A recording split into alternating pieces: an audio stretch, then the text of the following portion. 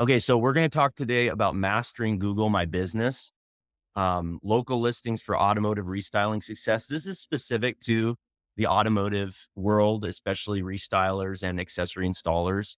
This same information could work with another business because a lot of it is general, but there are specific things for restylers that is different that we're going to go over today. So I'm excited about it. Before I go further, though, I want to define some terms because Google loves to change the name of this thing. So you might hear it called Google Business Places. That's the official new name. And Google Business Places or GBP. But we've been calling it GMB, Google My Business, for so many years that it's really hard for me to break the habit. And so you're probably going to hear me call it that many times. So if you hear it GBP or GMB or Google Profile or Google Listing, it's all the same thing. Sometimes it's even just called Google Maps still. So it's essentially when you show up on maps when they search for you, that's what we're talking about here. Okay, so a little bit about myself for if anybody listening to this who doesn't know me, I have been doing marketing for a lot of years now. I actually started as a business owner, so I tell people there's three ways you can get into marketing. You can either be a tech person, maybe you're a computer nerd and you're looking for work, and so everybody always needs help in the technology world, and so you got into marketing to help people with that. You might have come from the creative side. Maybe you're a graphic designer. You wanted to be the next Steven Spielberg, and it didn't quite work out, and so you decided to apply your creativity to marketing. Or the third most common category is you were a business owner like me, and I had to learn marketing to survive. And so I'll go into just a little bit more in a minute. But what we're going to cover today is what is a Google Business Profile and an overview of its important for businesses, the importance, how Google Business Profile helps restylers specifically, some red flags when setting up Google Business Profiles, and then how to get fast results. How quickly can you get results? What is a reasonable expectation? How frequently should restylers update their GMB profile? And then we'll have a little conclusion and I'll take some questions. So that's what we're going to cover today. Who am I? Why you should listen to me? I mentioned a little bit about myself, but I'm a fractional chief marketing officer, and I've devoted my agency now to specializing on restyling businesses. And I'm the founder of Auto Style Marketing, and we have an agency also known as the Stoddard Agency. It's a full service strategy consulting marketing agency for those in the aftermarket. And I'm working with several really awesome companies. One of them's on the call right now. And the examples are Auto Trim Design, Integrity Customs, Auto House, Automotive Solutions, Wicked Wraps. I like to give them a shout out because they're my clients and I really love them and want them to be successful. And I've been helping with SEMA Pro also, which I highly recommend you look into if you're not already. Volunteering is a really good thing and you just learn a lot. So I've been doing some of that. And I've been doing marketing since my first brick and mortar business in 2005. And I've seen Google change like crazy over the last 10 years and even in the last 5. So let's dive right into it. What is Google Business Profile and why does it matter? So the Google Business Profile, it's again formerly known as Google My Business. It's a free tool provided by Google that allows businesses and organizations to manage their online presence across various Google services such as Google Search and Google Maps. Now, I'm going to stop here and I'm going to go off this slide a little bit to give you a little bit more information.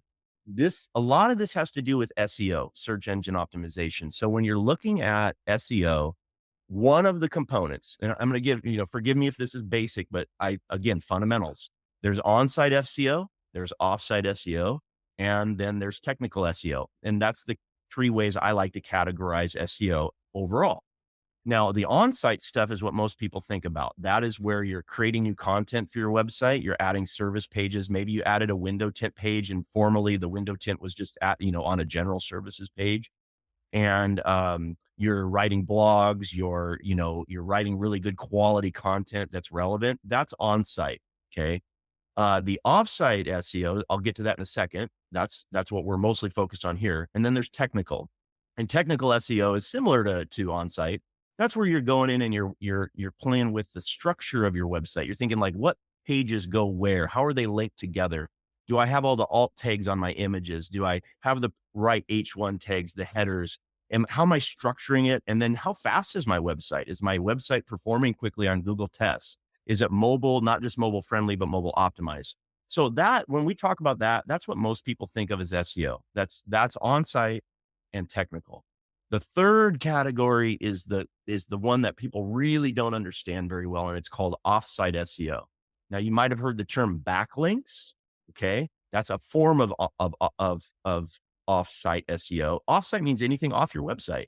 So Google My Business is one of those. Now, Google My Business is tricky, or the Google Business Profile, because it's kind of a number of things, right? So it is linking, if you have your name, address, and phone number and your website, it's linking back to your website. So technically that's a backlink, right? Just like a website that mentions your website and then links to you, that's a backlink. Now, in general, Google looks at backlinks. They're very important. And they look at it and they say, hey, if you have other websites linking to your site, it must mean that you are an authority. You have more authority, higher ranking. Okay. So we often think of buying, there's companies that make backlinks. We work on backlinks. There's PR where like a local media might link to you. There's all kinds of, there could be blogs that link to your website. There's all number of reasons. There's low quality and there's high quality. There's ones that you have to pay for and ones that you can get for free. It's kind of the Wild West, and it's always constantly changing. But here's what I know. Google Business Profile is one of the strongest backlinks you could ever have. First of all, who's judging what is a good backlink or not? It's Google, and they love their own products, right? So they're going to love their Google Business Profile links more than just about anything else. So that's telling you something, because of all of the types of SEO, they're all important, but the one that really is going to move the needle the fastest is offsite SEO, in my opinion. There's people that argue with that, but in my opinion, it's the fastest, it's the biggest deal, because it's essentially pushing traffic to your website and telling Google, hey, this is an authority URL. This is one that we can trust. Other people are even talking about this website. And what better one than Google? So a little bit of overview for you, and we can dive into that other stuff if you would like to talk about backlinks another time, but just how it relates to Google My Business. So with Google Business Profile, you can create and update your business information, including your name, address, phone number, website, hours of operation, and then a whole bunch of other relevant details. And the information helps customers find and connect with the business more easily. So I just happened to put Auto House Automotive Solutions up here on the screen, little screenshot of it, with 61 awesome reviews, very, very good GMB already. But here's the thing. The name, address, and phone number is called NAP, N-A-P.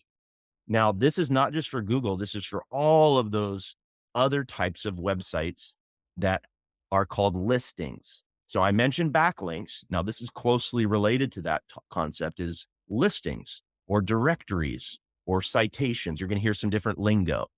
A listing is essentially just like in the old days with the yellow pages, when you're mentioned on some other index, you're mentioned somewhere, name, address, and phone number, NAP. And then you could add website to that too. I guess it makes it NAPW, NAPWA. Now, the more of those that you have on the internet, typically the better, especially if they're quality websites. So there are services that you can actually buy that put your listing everywhere. They'll even put it on Google. They'll put it all over the place. Those are listing services. Some of them are just for agencies. Like we used to use one called listing, a listing manager that was Listing Sync Pro and listing distribution. And it would take your contact information. It would send it to hundreds, thousands of websites. Now that one's not available directly to businesses without going through an agency, but there is one that is. An example would be Yext. That's a company that does this, and they send it out to the big data aggregators. There's some companies called like Localese and Newstar. It's kind of like a company that will go out and monitor your listing, kind of like a credit bureau monitors your credit, and they make sure that it's accurate. Well, one of the most important places to get that listing on, of course, is Google Business Profile. Now, Google has some rules about it, though. It's a little tricky. You have to get it verified. So if you're not new, and so far this has just been review for you, here's one thing that you do want to pay attention that's a little bit more advanced. If you have more locations and you're a local business, you're going to do better. For every major city that you want to do business in, that you want customers from, you need to get a Google Business Profile. You can have one in every neighborhood in your city. The more, the merrier. But here's the catch. You can't just, it used to be you could go and put it at a PO box, or you could go, just have your, neighbor claim one for you. That's not as easy anymore. Google really wants quality business. They don't want a bunch of people scamming the system. So they make you verify it. And sometimes it's via postcard. Sometimes they're going to want even a video upload, which some of my clients have to do. So if you are looking for more of those, what you're going to want to do is have a valid address and phone number at a different location. And now, if you're a restyler and you think, I don't want to open up another shop, it's okay. You could have a sales center. You could have a mini office for a bookkeeper and one person picking up a phone. You could have an office that you use occasionally just to get away from the office. And it could be a cheap little place that you find on a corner somewhere. It could be a shared office space. You got to be a little bit careful there because, again, you have to show that you're running a business there. And you got to have your name up on the door or put something up and then take a picture of it or a video for Google. But if you can get it verified, and even if you only show up every now and then, the beauty of that is you get to use that as another location and get more traffic to your website. And you're going to want to get reviews on it. So a little bit of advanced thing there, but just the idea of getting those is very important to know that they matter and they matter big time. Okay. The next thing we're going to go over here is how it helps restylers. Okay. So for restylers, we're in a really unique business because we're a service, but we're also a product. Now we're not an, accessories store. So like if we were automotive accessories store and we were just retail store, auto parts, that would be a whole different thing. It'd be more like e-commerce, right? We're trying to sell products online. But as a restyler, we're really a service business, but we also sell products, but we also sell services with the products because we're going to do the installation. So it's a little tricky. So we get an enhanced visibility. I'm going to show you a couple tips on that. Increased credibility, direct customer engagement. We can showcase the workmanship and there's promotional opportunities. And then you get insights and analytics. And we're going to go into a couple things in a minute on that. So the first tip I have for you is turn on your chat. Go to Google Business Messages and go to the chat conversation option and turn it on. And I have a lot of clients over the years that have said, I don't want to do that. I don't need another thing to check. I only get spam there or whatever. Trust me, Google doesn't even want people going to your website anymore. I mean, this is slight exaggeration, but what Google wants to do is keep everybody on their platform, on their search engine as much as they can, right? So they're trying to replace websites. So they want, when you go there, that's why they have their phone number and like click to call, right? And then message now. So their Google Business Messages, if you turn it on, you're going to get more leads. Now, um, you don't have to necessarily log into Google to do it. They have an app. You can have it sent to your phone or your email. Or if you have a CRM, you can integrate it like we do for our clients. So for our clients, all of those messages automatically go to the same place that they're going to see all their phone calls and website chats and emails. So they don't have to log in separately. But either way, turn that baby on because you're going to see more traffic because of it, because it's easier. Again, you got to make it easy for people, and people just want to click call, all right, or they want to chat right from Google, and they may never even see your website. All right. The next thing is to showcase your products. This is a big tip. This one's a little tricky for us. So let me explain. So whether it's window tint or leather interiors, doesn't matter, right? Google offers a way and a place for you to showcase your products. So you want to access your Google My Business profile dashboard. You're going to click on products. There's going to be a place for products and you add a product and then you fill in the details like the product name, the description, the category, the price, put a high quality image and then save. So it's relatively simple. It's like setting up a store. Now here's where it gets like, you got to really think through this. This could be a lot of work, right? So let's say all the time that you put into putting all your products on your website. Now you've got to duplicate all that effort on Google. Man, yes, it is worth it. So do it in bite-sized chunks. Like we're just beginning to do this for some of our clients where we actually are gradually getting all the products. Now you don't want to rush out and do it too soon. It'd be better to get your website perfect first and your website launched and update your essentially your catalog of services and products there. And then once you know that that's correct and you like it, then start putting it on Google as well, because you can add in some places, you can add links back to the product on your website. So you could kind of get Google even adding more backlinks for you, which is nice, and going to specific pages. And I often get the question, well, wait a minute. I'm not really selling this as a product. I'm selling a service like installing spray and bed liners. Okay, that's fine. You can also add services. What I love about our category is you can do both. So you would add it as a service primarily, and you're going to list all of your services in your in the services section.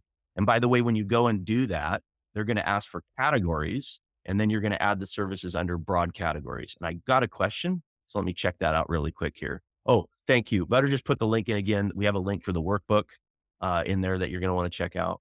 All right. So again, you're going to want to add your services, and they're going to add, you're going to be stuck with the Google categories. It's not going to be perfect. There is no restyler category on Google, but you have auto accessories, truck accessories. Sometimes you'll find a few other very specific things that might work, and you just search through. We look through all of them, and they're constantly changing. So I don't want to get specific right here on this call, because by the time you start to go, like a week from now, it might be different. They're constantly changing these, but you look for your services, and then you can add what they didn't include underneath it. So you could say, well, you didn't say that we install bed liners, but you did say truck accessories. So I'm going to use the truck accessories category, and then I'm going to go in and I'm going to add spray and bed liner installation under that, because it allows you to do custom ones under that. So you could do that in your services. And then you can also add your services as products. So you could say, well, we actually sell spray and bed liner. It's a service, but it's also a product. And so you can get away with, and when I say that, I don't mean you're like scamming the system or anything. It's not really a hack. It's just kind of a little known strategy, which is take your services and convert them into something that's like a product and put them on the products page. You don't have to add prices if you don't want, if you're not comfortable with that, or if you think the price might change a bunch and you don't have to have to update it all the time. But you can add both, and I would recommend that. And filling out as many things as you can. Start with the services, because we're obviously a service-based business first, and get all those dialed in, and then move on to products. So this might take a while. You can have your marketing agency help you, marketing assistant help you. You could hire somebody, just freelance to do a project just like this for you.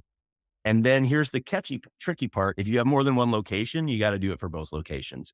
Even if you only have one website, but both locations are going to be totally independent to Google. All right. So here's the next tip I have for you, which is to promptly answer customer queries and questions. There is a part of Google My Business or Google Business Places called Q&A, Google Q&A. And sometimes it's not the same thing as the instant messages. Instant messages is kind of like they would on Facebook or Instagram or a text. They're just sending you a message. The Google Q&A is a separate section. And what's interesting about it is you could even pose a question just to get a conversation started if you wanted to. This is another area that is like a little gem that business owners are totally missing. They display the questions publicly, and then you can monitor them, publicly respond, and provide your expertise and do something engaging. And, make sure that you're helpful, accurate, informative, and don't get into an argument with somebody. Obviously, it's not quite as important as your reviews, right? But it is a way to engage. And Google, remember, even if you think it's kind of silly or there's not very many people doing it, even if you get one valid question and then you reply, Google loves it. Remember, they're always trying to push their products. So, as long as they're the 1,000-pound gorilla that owns the internet, we have to play by their rules, and they have pet projects. And so they will take things like this inside Google business pages, and the business owners don't even care. They're like, oh gosh, another thing to monitor. But that's not the way Google thinks. Google thinks of it as like, hey, this is a way to engage the user and the searcher to give them a better experience. We're going to reward the businesses that are actually using it, that are responding in a timely fashion. So again, you're going to want to go in there and check to see if there are questions. And if there are, you want to reply to them, or have somebody on your team reply to them. The next one, this is usually the first thing that people talk about, but I'm glad we're not talking about it first, because those other things, they go unnoticed because people get fixated on reviews. Customer reviews is obviously, arguably, I would say, the most important aspect of your Google My Business page. They're considered one of the most crucial factors influencing both search ranking and customer perception of your business on Google Maps and search. Okay. Here's the other thing we didn't even mention. You can tie your Google My Business listing. By the way, I never defined the difference between a listing, directory, and a citation. Sorry. Directory would be Google itself. The listing is your specific name, address, phone number, and website thing, your little profile.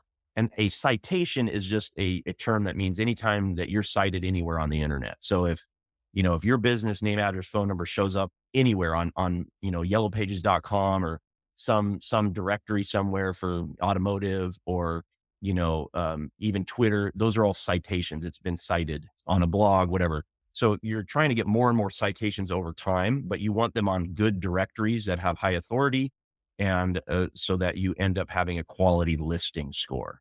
All right. So there's a little definition of terms. It's all kind of, you know, potatoes and potato. You say potato, I say potato, but there's nuances there. All you need to know is that the search ranking matters based on your number of listings and the quality of the listings. And again, Google's one of the, if not the most important one. There are people that say that your website doesn't even matter anymore. Like, don't even worry about your website. That's not true. It's an exaggeration.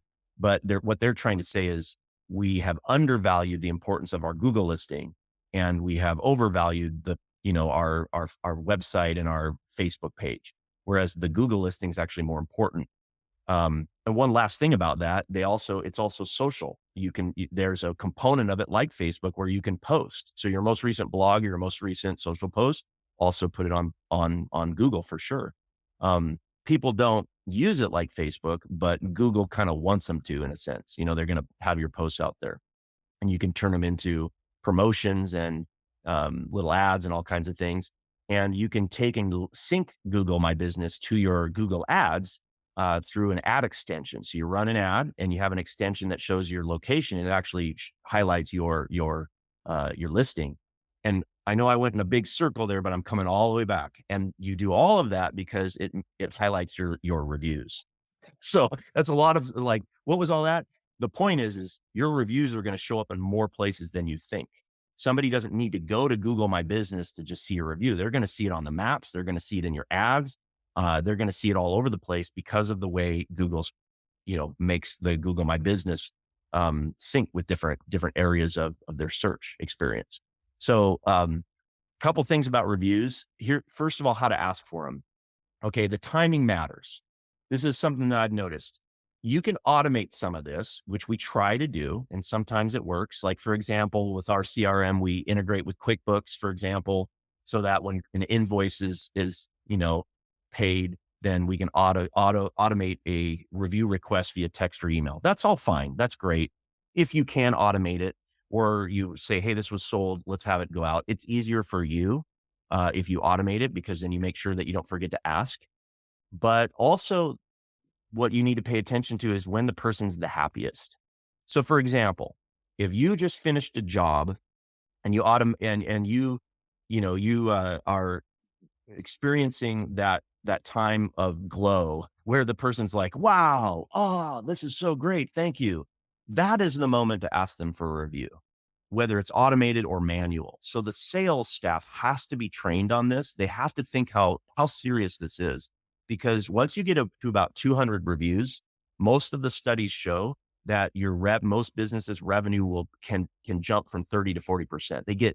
Now I don't know how accurate that is anymore. That's about 5 years old, that data. They did a study on this. And I still will say, even if that's not exact, when you get to that magic number of about 200, you will see a jump. And it's a jump in traffic and it's a jump in two things. Google will, it helps your SEO. So you're going to show up more. But number two is the trust factor, which increases the conversion. People are not only seeing it, but they're also then going, wow, they got a lot of reviews. And even if you have a bunch of bad ones, as long as the overwhelming number is good and your average score is 4.5 or above, you're going to see higher closing percentages as well. So back to how to ask, the timing. You want to ask when they're the most excited and when they're the happiest, whenever that is. Now, if they're only lukewarm happy, you can still ask and you probably get a 4-star, and obviously you don't want to ask people that are angry because they're going to go leave a 1-star everywhere. We'll talk about how to deal with that later, but you want to focus on that. Another thing is be really polite. Use the customer's name, express gratitude. You do have to thank them for leaving a review, even if you feel like you went over and above and beyond and the least they could do is leave you a review, right? Even if they were a bad customer and you did extra credit, you still need to be polite. Then also think about multiple channels. So in person, email, website, social media. I already mentioned text messaging, SMS. It is important to make it easy for them. You want to provide clear instructions and make the link really easy for them to click on. And it goes straight, like our system, it goes straight, pops up with it like ready to go. Don't make them look for your Google profile. People have a hard time with that. Sometimes their phone makes it easier. Like if someone has an Android, if they have an Android, they automatically have a Google account. Sometimes their phone's automatically already logged into Google. And then when they hit a link, it's really easy. Sometimes Apple is, and sometimes not, depending on how much they use Google. Sometimes they have to log in first, and that can be tricky. So whatever you do, try to make it as easy as possible by giving the link and then multiple channels, because you might need to follow up 3 or 4 times. And it's not that people don't want to leave a review. Sometimes they just, they're distracted. They're squirrel, they're thinking, oh, I want a Snickers bar. They're not thinking, leave you a review. And they'll get your email or you get your text and they go, oh, that'd be cool. Yeah, I'll get around to that later in an hour when I'm not busy. Well, then an hour goes by and they've already forgotten it. Everybody has ADD. So don't be surprised if you have to ask multiple times for review, up to 6 or 7 times. So if you're asking one time right now and then, oh man, we're just not getting reviews. Well, stop only asking one time and provide the by doing it with multiple channels. It helps it feel like less of harassment, so that you maybe only send them 1 or 2 text messages and 1 email, and then you mention it in social, and eventually most people will leave that review. And then caution, use incentives carefully. This one you can get in trouble. You got to be really careful. Google and other entities like Yelp, they have terms and conditions that are very tight. They do not want to see people paying for reviews. There are entire companies that will get you reviews if you pay them, meaning that they're fake reviews. Do not use any of them. It is not worth ruining your business. If Google catches that you're doing something unscrupulous and they don't just give you a warning or a hand slap, they shut you down and you'll never be able to get it back. I've seen it happen, unfortunately. Whole Google My Business profile shut down. That business could never create another one. And basically they're just out of Google and they lost their SEO. It's horrible. Don't do it. So don't do anything that you feel is like, hey, I'm lying or cheating or stealing to get a review. If you do incentivize, be very careful. So you can incentivize people to leave a review, but you can't incentivize them to leave a 5-star review. That's where you get into trouble. So like if you say, hey, if you leave us a 5-star review, we're going to give you money or a gift or blah, blah, blah. Nah, that's going to get you in trouble if anybody ever finds out. If anybody reports it, you can get shut down.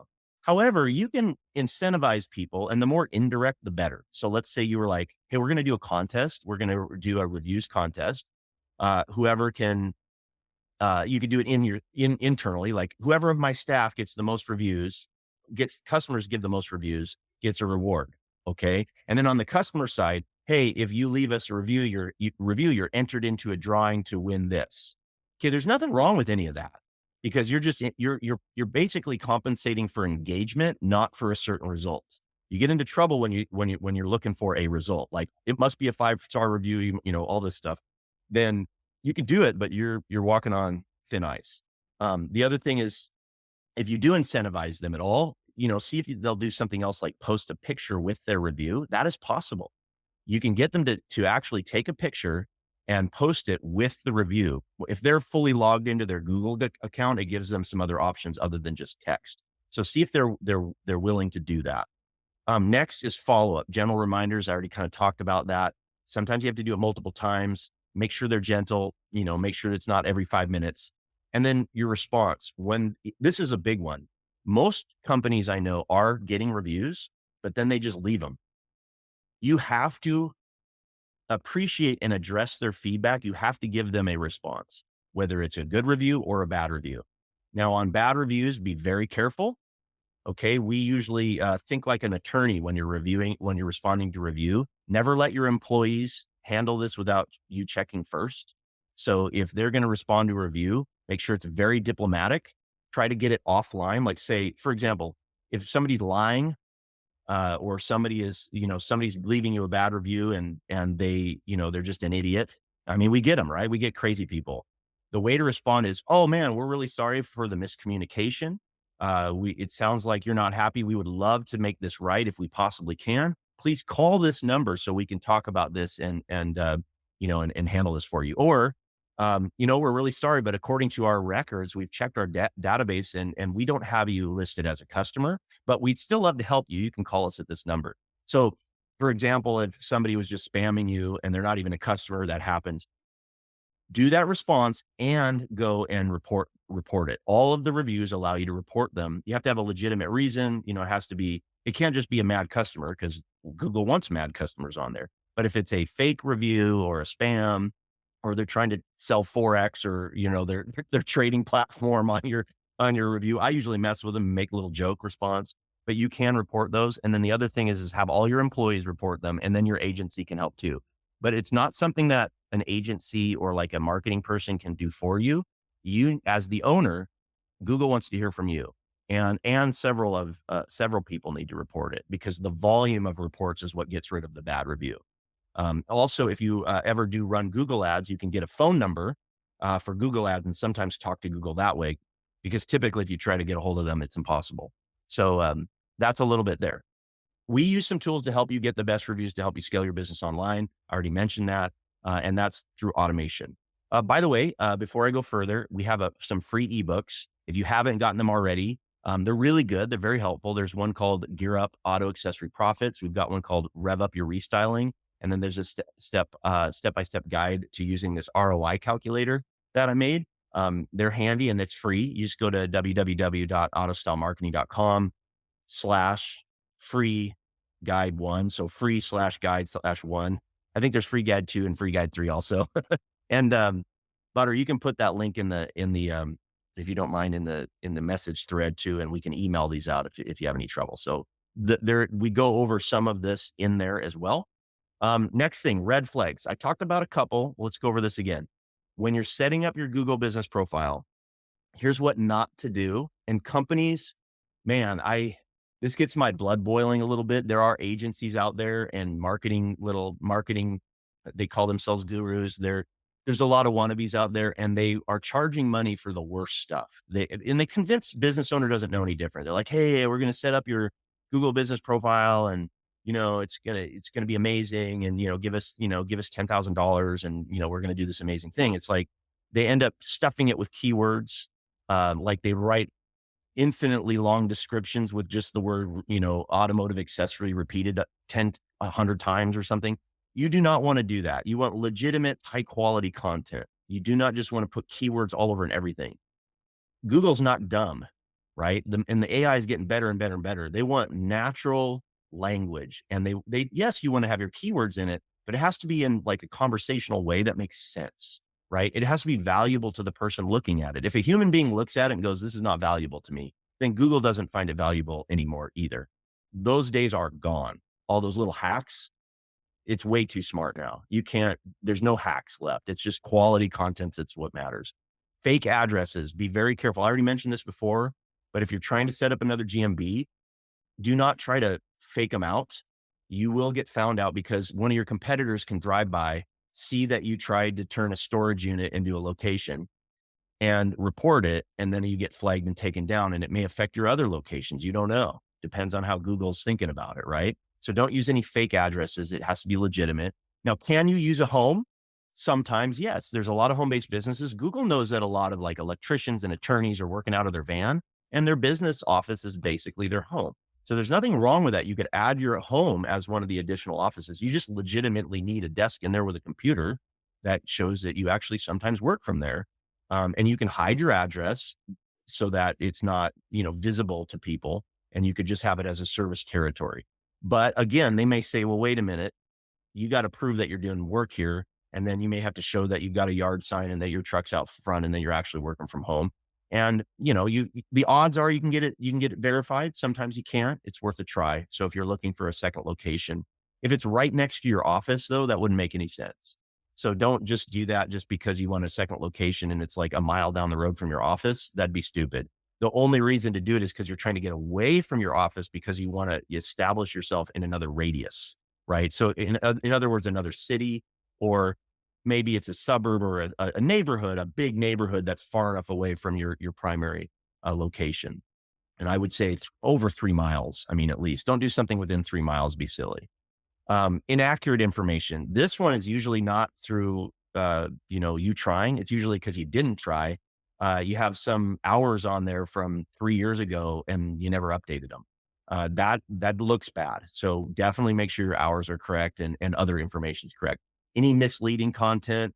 So this is where we have a little bit of gray area because I talked about adding your services as products.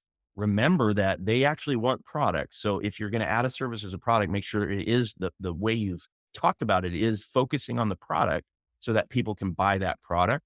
So make sure you're not just saying, hey, you know, I, I install this thing, but I don't sell this thing. And then trying to make it look like you're selling it, it'd be a little odd. So, just make sure you're not misleading. Also, other descriptions. If you describe yourself as doing all these things, and yet let's say all you did was vehicle wraps, or all you did was window tint or PPF, but you showed yourself as a full service shop, but you really don't do any of those things. Don't do that. It can bite you because if at first it won't, but if somebody clicks on your website because they think you do something you don't, and then they click away, that's telling Google, oh, that search experience wasn't very good for that user. So maybe we should downgrade their website because they're getting traffic from people that aren't interested. So it means their website's no good.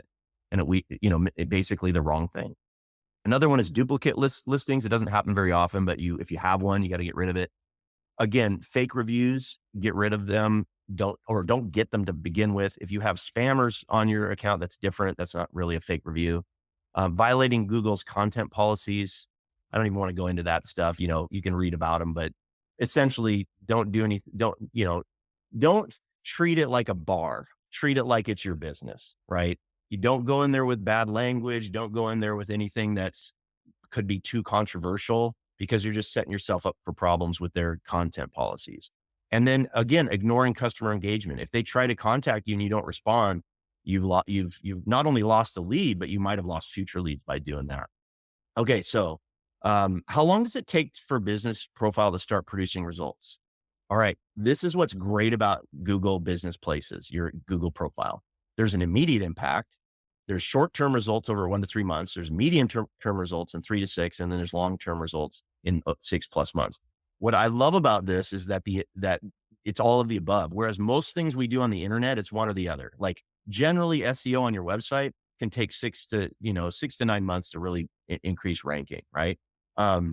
Versus running Google ads can give you an impact today in the next 5 minutes, but it may or may not really help you long term depending on how you're doing it. So this is one of those things that has both short and long term. Really quick, I'd like to check in for those that are still listening, and especially if you're able to use the in-call messages, write a little one. And in the in-call messages, if something I've said so far makes sense to you, or will help you, or you think is a valuable tip. If you've got anything so far, write a one. And I'm also checking to see who's still who isn't driving. Don't do it if you're driving. Okay, great. You got a tip. Great. Thank you. Thank you, Erica. I appreciate it. Thank you so much. All right. So you can still hear me. We're all good. Anybody else can hear me? All good still? All right. Awesome. Well, I got one. I'll take it. I'll take that. Okay. Immediate impact for Google My Business. When you have optimized your page, and when I say optimize, I mean filled it all out, or had someone in your office fill it all out, or have your agency do it and then have someone in your office help verify it, right? Find a person or a way to get all of the information filled out. And when I say that, I mean everything that Google allows, every field. When you fill out a form and you're in a hurry, like I do this all the time for our kids. My kid comes home from high school. I got to fill out a form. And there's 100 fields on the form and all this stuff. And I got to sign it. What are we all doing naturally? We're naturally trying to see how many of these things can I skip? Do you really need my cell, home, and work number? Or am I just going to leave you my cell and skip the rest? Right. Right. Do you really need my middle initial? I'm just going to skip it, et cetera, et cetera. Right. We naturally want to rush through forms because otherwise we'd spend our whole day filling them out. This is one form that you do not want to do that with. You want to fill everything out that you possibly humanly can in every field on a Google Business Places page. If it has an option, like if it asks you, do you have wheelchair access? Don't skip it, answer it.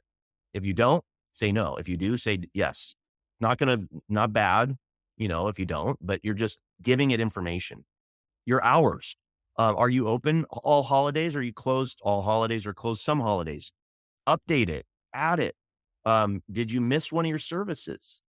Have you recently added a new, let's say, audio piece of audio equipment for audio video installation, and you haven't gotten around to updating it? Go put it on Google, right? It should always be something after you add it to your website, go to Google and add it to Google, right? So once you finish your optimizing it for the first time, you can see immediate impact.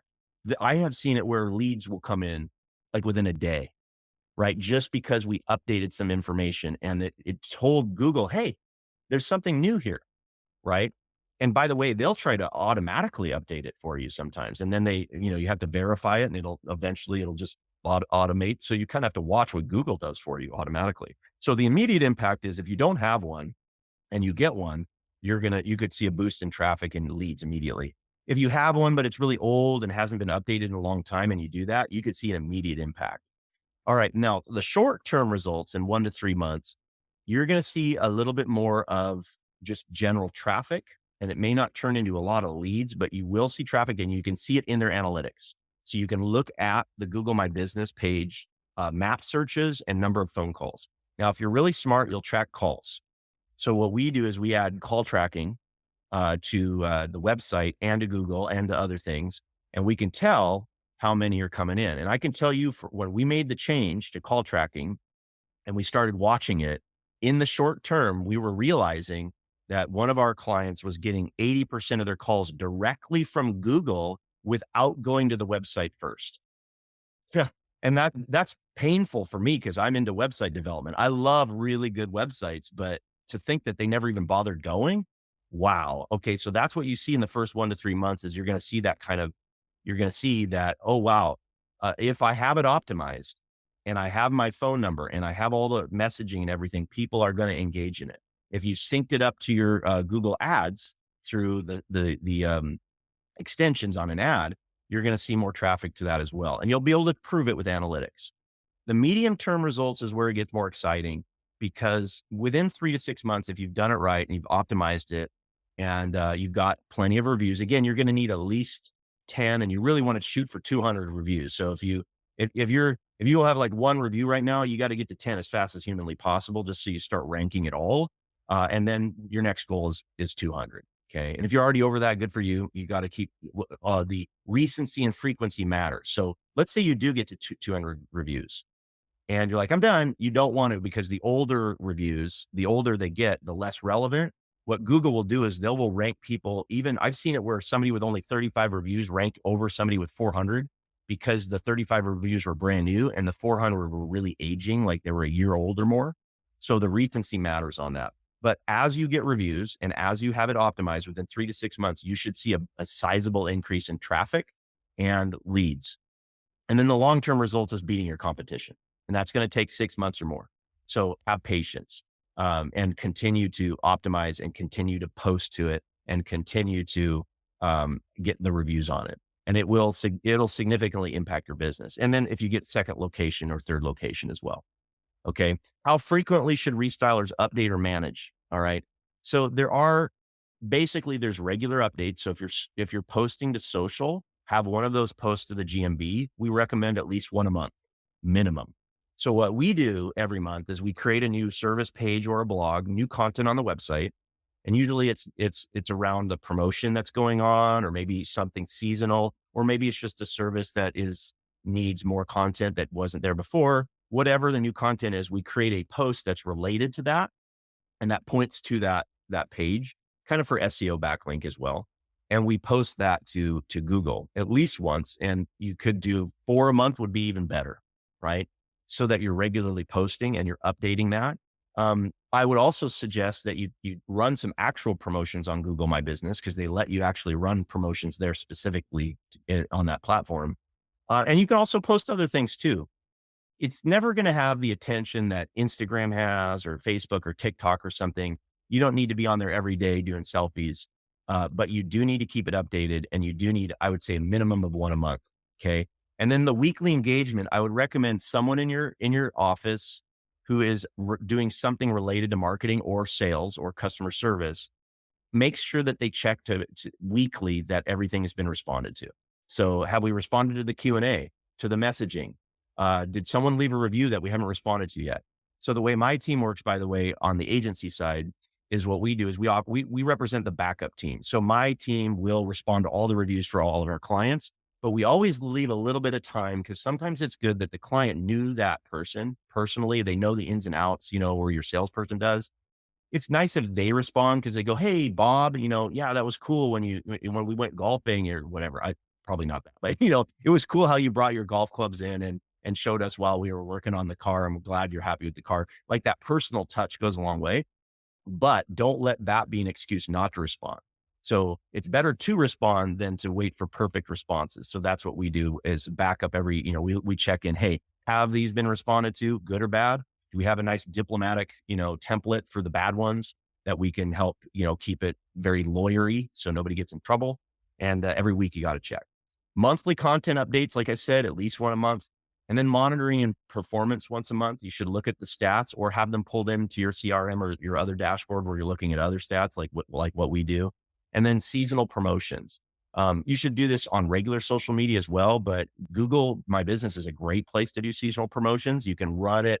You can tell it when you post that this is, like a little special and there's dates on it and you have some settings in there that you can play with.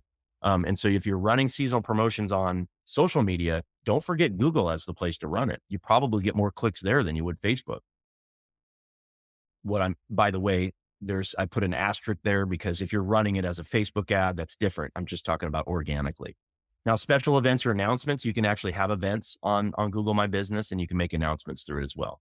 So that's kind of the meat of what I wanted to talk about today. And if you need help with this, let us know. We'd love to help you. We can implement this in your business. And if you have any questions, I left a few minutes here at the end for those of you that are around. You can ask them in the chat, or if you want to come off mute, I'll take a question for anybody who's live here right now. Happy to do it. And if not, also I'll take questions afterward in email as well for anybody that has watched this. So anything that you guys want to ask, give you a minute. Feel free to put it in the chat or come off mute and ask me. I'm happy to answer any questions you have. And while you're thinking about that, I'm going to go to my last slide here, which is action items. So if you have any questions, great. Still not too late. But what 3 new ideas will you implement on your Google business profile? Something that I learned a long time ago was when I went to seminars or classes or I was on webinars like this, and I was trying to figure out, hey, how am I going to get all this stuff done? What am I going to take? The best advice I ever got was to just come up with 3 things. Even one thing, right? So, if you want, you can also in the chat tell me what you plan on implementing. I would love to see that as well. So if you don't have a question, you could also let me know what tip that we talked about today do you think you would implement? What was your takeaway? What was the best idea that you felt resonated with you? I would love to hear that as well. If anybody has feedback.